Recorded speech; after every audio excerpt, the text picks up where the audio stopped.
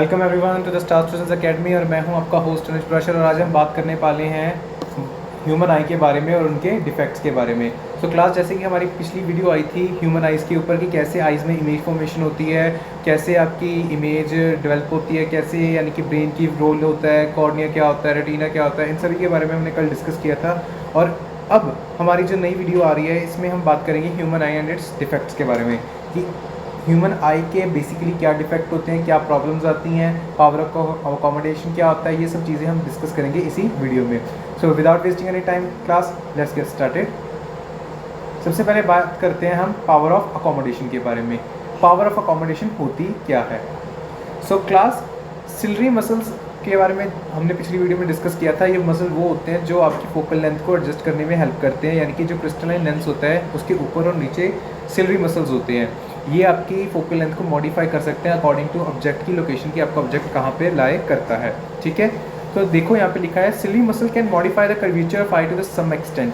Curvature आपको पता है, जिन्होंने मिरर चैप्टर या लाइट चैप्टर किया है उनको पता है कर्वेचर बाउंड्री होती है मिरर की। ठीक है, तो सिलरी मसल आपकी कर्वेचर को बड़ा और छोटा कर सकता है, जिसके कारण आपकी फोकल लेंथ इंक्रीज और डिक्रीज करती है। कहते जब मसल्स आपके रिलैक्स होते हैं तो आपका जो क्रिस्टलाइन लेंस होता है वो थिन हो जाता है। ठीक है, जिसके कारण उसकी फोकल लेंथ क्या हो जाती है, बढ़ जाती है और आप दूर के ऑब्जेक्ट्स को देख पाते हो। ये रही क्लास आपकी स्क्रीन के ऊपर इमेज। अगर आप ध्यान से इस इमेज को देखो क्लास, ये आपके जो होते हैं, जस्ट अ मिनट क्लास, ये जो आप देख रहे हो क्लास, ये आपके होते हैं सिलरी मसल्स। जब आप किसी दूर की इमेज की देखते हो तो आपके ये जो सिलरी मसल्स हैं ये रिलैक्स पोजीशन में है। ये कौन सी पोजीशन में है? रिलैक्स पोजीशन में है। तो जब आप किसी दूर की इमेज को देखते हो तो आपके सिलरी मसल्स रहते हैं रिलैक्स पोजीशन में, जैसे कि आप देख सकते हो ये रिलैक्स पोजीशन में है अभी, और आपका लेंस क्या हो चुका है, थिन हो चुका है। ये देखिए लेंस की अगर आप ध्यान से देखें तो ये थिन लेंस है।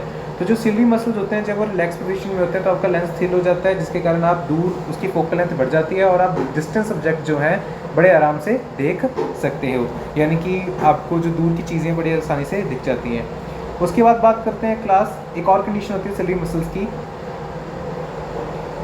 अब बात करते हैं नियर बाय ऑब्जेक्ट की। ये तो हमने जो पिछला केस किया था वो था आपका डिस्टेंस बाय ऑब्जेक्ट के लिए। अब बात करते हैं नियर बाय ऑब्जेक्ट की। नियर बाय ऑब्जेक्ट के लिए सिलरी मसल्स कंट्रैक्ट करते हैं। कंट्रैक्ट इन द सेंस वो सिकुड़ जाते हैं या कह लो कि टाइटेंड हो जाते हैं थोड़े से।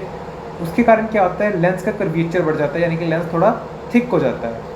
ठीक है, और फोकल लेंथ कम हो जाती है और आपका जो फोकस है नियर बाय ऑब्जेक्ट का क्या हो जाता है, अच्छा हो जाता है और आप नियर बाय ऑब्जेक्ट को देख सकते हो। ठीक है, तो अभी जो आपने किया है क्लास, अगर आपको ध्यान से पता हो, जो अभी आपने लास्ट पॉइंट ध्यान से रीड करो, अभी हमने किया है the ability of eye to adjust it focal length, उसको हम कहते हैं the power of accommodation of eye. यानी कि जिस प्रकार आपकी आई दूर की और नज़दीक की चीज़ों के लिए अपने आप को एडजस्ट करती है, अपनी आई साइड को यानी कि अपनी फोकल लेंथ को एडजस्ट करती है, इसी को हम अकोमोडेशन कहते हैं, इसी को पावर ऑफ अकोमोडेशन ऑफ आई कहा जाता है। यानी कि basically power of accommodation of eyes क्या होता है क्लास, आपकी आंखों की एबिलिटी, आपके सिलरी मसल की एबिलिटी एडजस्ट करना फोकल लेंथ को अकॉर्डिंग टू ऑब्जेक्ट्स, अगर वो पास में है या वो दूर में है। इसे हम बोलते हैं the power of accommodation. Class इसको नोट कर लीजिए, ये आपके बोर्ड के एग्जाम में बहुत आता होता है, what is the power of accommodation. तो कई लोगों को उसका आंसर नहीं आता, तो उसका आंसर ये है the ability of eyes to adjust its focal length is called the power of accommodation. ठीक है क्लास, आगे बढ़ते हैं।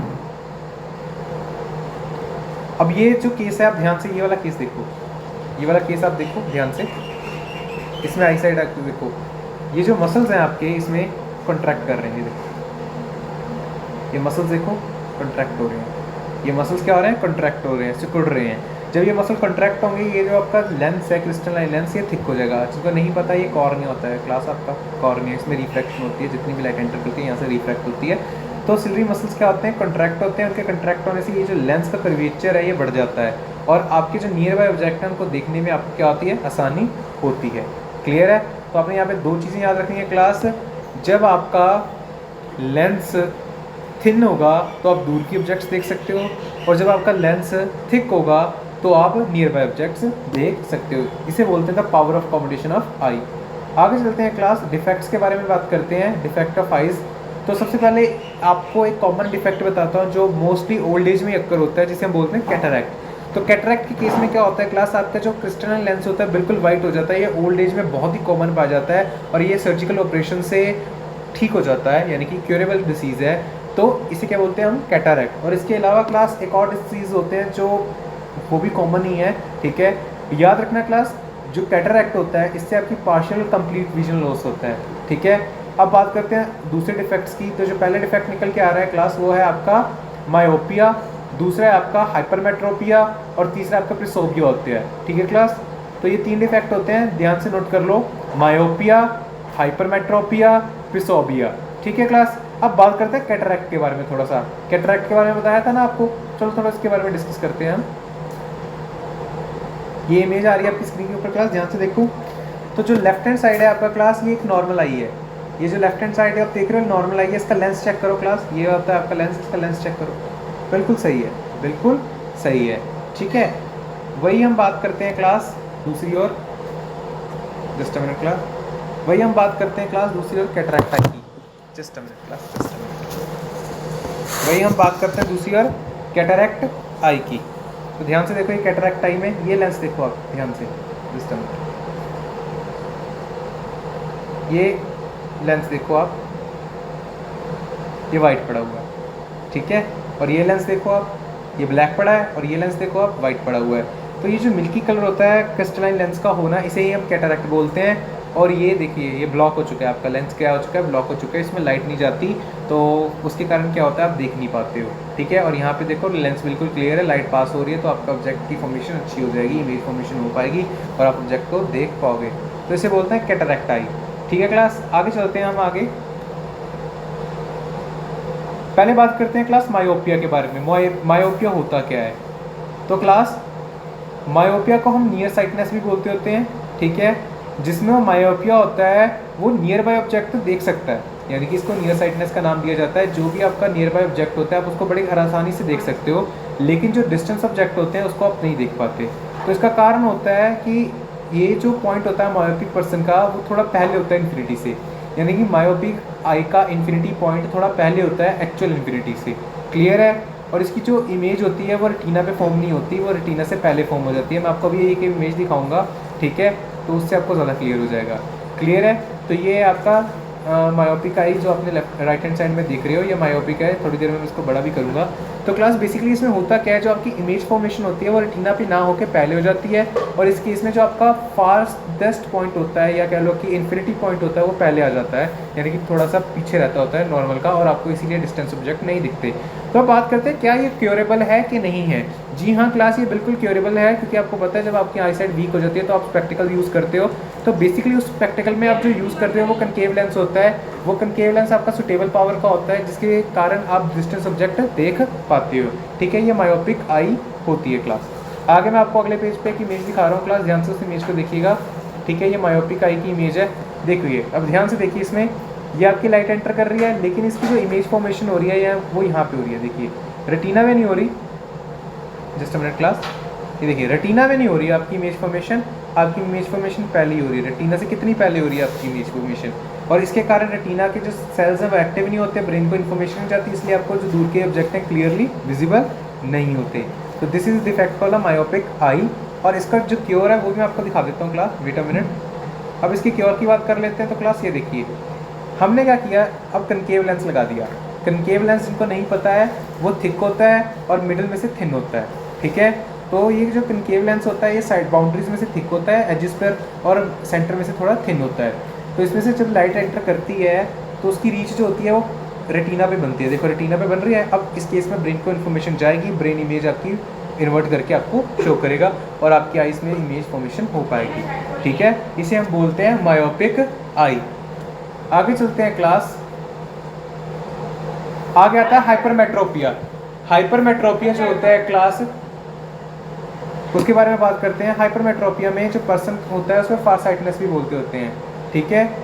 हाइपरमेट्रोपिया में पर्सन डिस्टेंस ऑब्जेक्ट का तो क्लियरली देख पाता है, लेकिन नियर बाय ऑब्जेक्ट को क्लियरली नहीं देख पाता, यानी कि उसका जो नियरर पॉइंट होता है वो और नियर हो जाता है एज कम्पेयर टू जो नॉर्मल नियर पॉइंट होता है। जबकि आपको पता होना चाहिए नॉर्मल पॉइंट आपको 25 सेंटीमीटर होता है और आप इन्फिनिटी तक देख सकते हो, ठीक है क्लास, ठीक है। अब बात करते हैं इसमें ऐसा क्यों होता है कि हम नियर बाय ऑब्जेक्ट्स को नहीं देख पाते।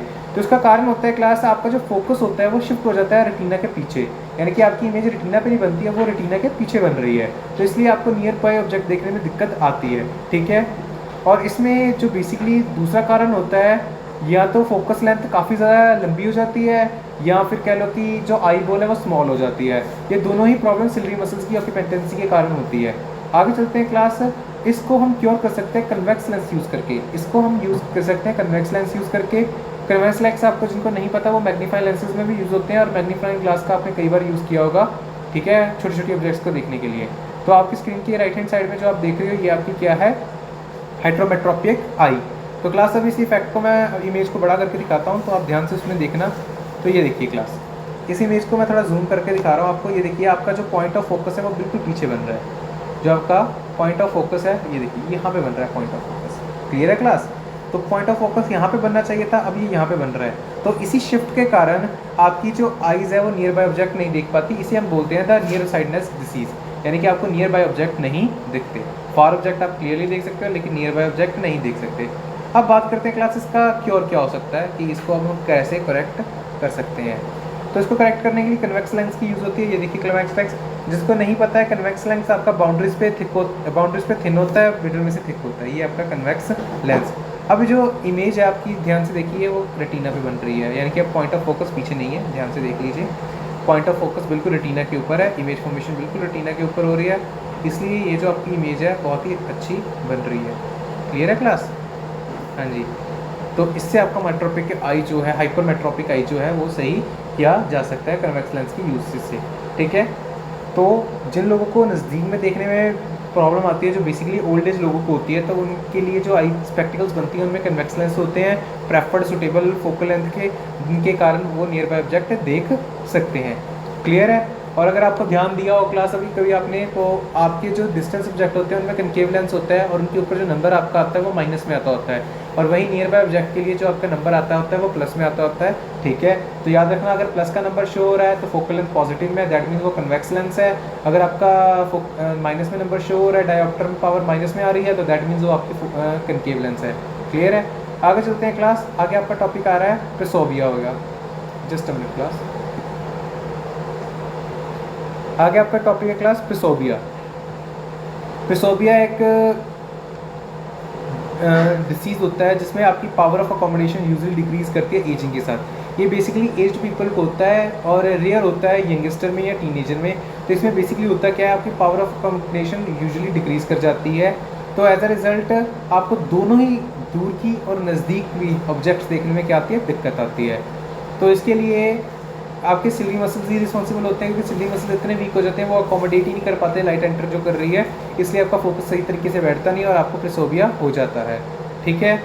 और बेसिकली आप इसे कह सकते हो कि उस पर्सन को मायोपिया भी है, हाइपरमेट्रोपिया भी है, ठीक है, और यहाँ प्रेसोबिया भी कह सकते हो। इन्हें बाइफोकल लेंस लगते होते हैं क्लास। इस डिसीज़ को क्योर करने के लिए आपको बाइफोकल लेंस चाहिए होते हैं। बाइफोकल लेंस का मतलब होता है कि एक ही स्पेक्टिकल में दो तरह के लेंस एडजस्ट होने। क्लियर है क्लास? आपको मैं दिखा देता हूँ। आपकी लेफ्ट हैंड साइड पे जो दिख रही है प्रेसोबिया है। प्रेसोबिया में या तो आपका रेटिना पे इमेज बनेगा, या उससे पहले बनेगा, या फिर वो आपका दूर बनेगा। तो एज अ रिजल्ट प्रेसोबिया उसे कहते हैं। नियर बाय ऑब्जेक्ट के केस में आपकी इमेज जो होती है वो बिहाइंड रेटिना बनती है, और जो फार प्रोजेक्ट होता है उसके केस में आपकी जो इमेज है बिफोर रेटिना बन जाती है। इसे बोलते हैं प्रेसोबिया क्लास। और क्लास याद रखो, प्रेसोबिया को क्योर करने के लिए आपको बाइफोकल लेंस चाहिए। तो मैं बाइफोकल लेंस की इमेज आपकी स्क्रीन पे लेके आ रहा हूँ, ध्यान से देखिए। हाँ जी, क्लास ये होती है बाइफोकल लेंस। अब इसमें अगर ध्यान से देखो तो नीचे वाला लेंस नियर बाय ऑब्जेक्ट देखने के लिए होता है, और ऊपर वाला बाकी का हिस्सा आपके दूर की देखने के लिए होता है। क्लियर है? इसे बोलते हैं बाइफोकल लेंसेज। तो इससे आपकी जो प्रेसोबिया है वो काफ़ी हद तक क्योर किया जा सकता है। सो क्लास, आई होप आपको आज की वीडियो अच्छी लगी होगी। अगर अच्छी लगी हुई है तो हमारे चैनल को सब्सक्राइब और हमारी वीडियोज़ को शेयर करिए अपने फ्रेंड्स के साथ। और क्लास याद रखें, आज हमने क्या किया है, power of accommodation, myopia, hypermetropia और प्रेसोबिया। सो क्लास, आज की वीडियो में हमने डिस्कस किया पावर ऑफ अकोमोडेशन क्या होता है। ये एबिलिटी होती है आपके सिली मसल्स की अपनी फोकल लेंथ को एडजस्ट करना अकॉर्डिंग टू योर ऑब्जेक्ट, दूर है कि पास में है। क्लियर है? और तीन तरह के डिसीजेस किए थे। मायोपिया, जिससे में आपको दूर की ऑब्जेक्ट्स देखने में दिक्कत आती है, क्योंकि इमेज फोकल लेंथ पे नहीं, रेटिना पे सॉरी इमेज नहीं बनती है, वो पहले बन जाती है। और दूसरा हमने हाइपरमेट्रोपिया किया था, जिसमें इमेज आपकी बिहाइंड द रेटिना बनती है, पॉइंट ऑफ फोकस शिफ्ट होकर बिहाइंड रेटिना चल जाता है। और तीसरा हमने किया था प्रेसोबिया, जिसमें दोनों ही केसेस पॉसिबल होते हैं। प्रेसोबिया यंगस्टर में कम पाया जाता है, ओल्ड एज में ज़्यादा पाया जाता है। क्लियर है क्लास? और इनको क्लियर करने के लिए अलग अलग लेंसेज होते हैं। मायोपिया को ठीक करने के लिए कनकेव लेंस होता है, हाइपरमेट्रोपिया को ठीक करने के लिए कन्वेक्स लेंस होता है, और प्रेसोबिया के लिए बाइफोकल लेंसेज आते हैं जो कि आप अपनी स्क्रीन के